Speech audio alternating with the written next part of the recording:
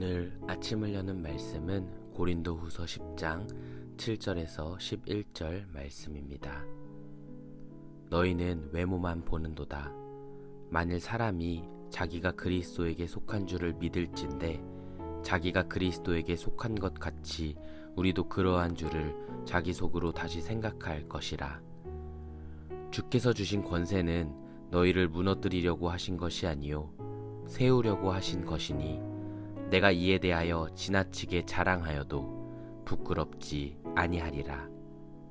이는 내가 편지들로 너희를 놀라게 하려는 것 같이 생각하지 않게 함이라. 그들의 말이 그의 편지들은 무게가 있고 힘이 있으나 그가 몸으로 대할 때는 약하고 그 말도 시원하지 않다 하니 이런 사람은 우리가 떠나 있을 때 편지들로 말하는 것과 함께 있을 때에 행하는 일이 같은 것임을 알지라. 고린도후서 10장 말씀은 바울이 자신의 사도직에 관해 변호하는 내용과 복음의 본질을 수호하고자 하는 노력이 담겨져 있습니다. 교회사를 공부하다 보면 2000여 년의 기간 동안 교회는 항상 두 종류의 위험 속에서 예수의 정신을 지켜내야만 했습니다.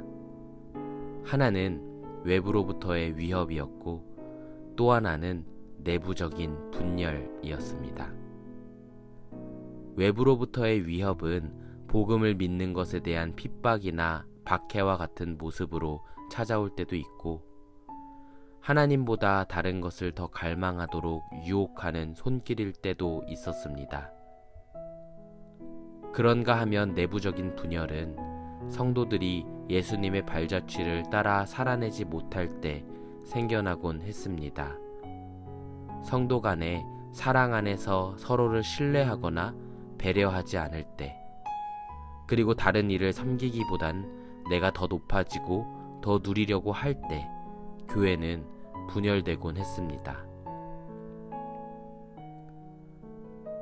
그런 의미에서 오늘 본문 속 고린도 교회는 외부적인 유혹과 내부적인 분열을 모두 겪고 있었습니다. 유대인 그리스도인으로 추측되는 이들은 계속해서 고린도 교회의 성도들에게 바울의 가르침에서 떠날 것을 속삭였습니다. 내부적으로는 서로 의견이 맞지 않아 갈등의 골이 심해졌습니다. 그 가운데서 바울은 성도들에게 바른 길, 옳은 길로 향하도록 계속해서 눈물로 서신을 쓰고 있었던 것입니다. 7절 말씀입니다. 너희는 외모만 보는도다. 만일 사람이 자기가 그리스도에게 속한 줄을 믿을진대 자기가 그리스도에게 속한 것 같이 우리도 그러한 줄을 자기 속으로 다시 생각할 것이라. 여기서 말하는 외모만 본다는 말을 공동번역 성경으로 보면 사실을 똑바로 보십시오 라고 의역했습니다. 이는 바울이 고린도 성도들에게 겉보기에 그럴싸한 것이 아닌 신앙의 본질을 보는 영의 눈이 열리기를 바랐기 때문입니다. 성도 여러분, 무엇이 하나님 안에서 옳은지 우리가 알기 위해서는 하나님을 바라보아야 합니다.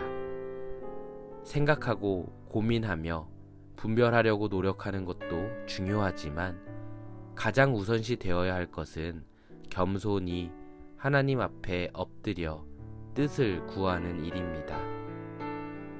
바울은 자신이 부여받은 사도로서의 권위가 하나님께서 주신 것임을 확신했습니다. 그리고 8절 말씀처럼 그 영적 권위로 교회를 넘어뜨리는 것이 아닌 세우도록 부르심을 받았습니다. 사도 바울은 이러한 하나님의 말씀 앞에 부끄럼 없이 살았음을 당당히 고백하며 자랑했습니다. 그래서 바울은 성도들에게 비본질적인 요소가 아닌 열매를 볼 것을 촉구합니다. 그의 편지에만 무게가 있다고 말하며 바울을 힐난하는 대상들의 말에 현혹되지 말고 바울과 함께 하시는 하나님을 통해 교회를 세워나가는 것에 집중하고 하나님의 선하신 열매를 따라 바울의 삶 속에 드러나는 그리스도의 향기에 집중할 것을 요청했던 것입니다. 오늘 말씀을 묵상하면서 혹시 나의 모습 속에 고린도 성도들과 같은 모습이 있지는 않은지 돌아보기를 원합니다. 과연 나는 하나님의 나라를 확장하는 데 있어서 디딤돌의 역할이 되고 있습니까? 아니면 걸림돌의 역할을 하고 있습니까?